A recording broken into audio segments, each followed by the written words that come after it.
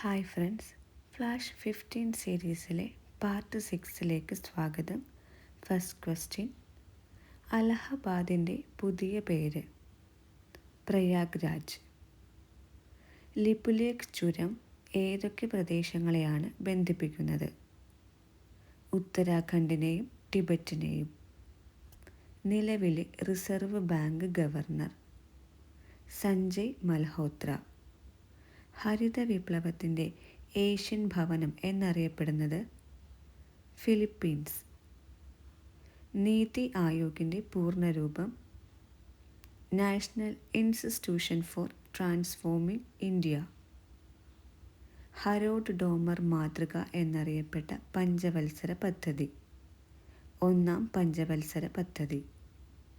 വിവരാവകാശ നിയമപ്രകാരം അപേക്ഷ സമർപ്പിക്കുന്നതിനുള്ള ഫീസ്? 10 രൂപ. 2026 യോഗാ ദിനത്തിൻ്റെ തീം?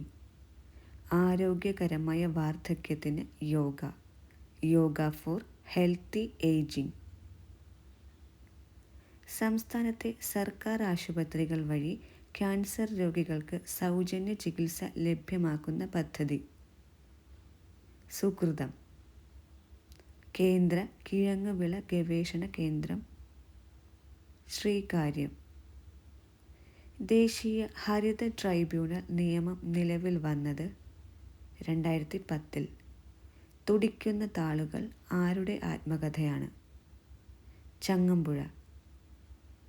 മെർക്കുറിയുടെ അയിര്? സിന്നബാർ. ആന്ധ്രാപ്രദേശിൻ്റെ പരമ്പരാഗത ശാസ്ത്രീയ നൃത്തരൂപം? കുച്ചിപ്പുടി. കൊങ്കൺ റെയിൽവേ ബന്ധിപ്പിക്കുന്ന നഗരങ്ങൾ ഏതെല്ലാം? റോഹ, മംഗലാപുരം.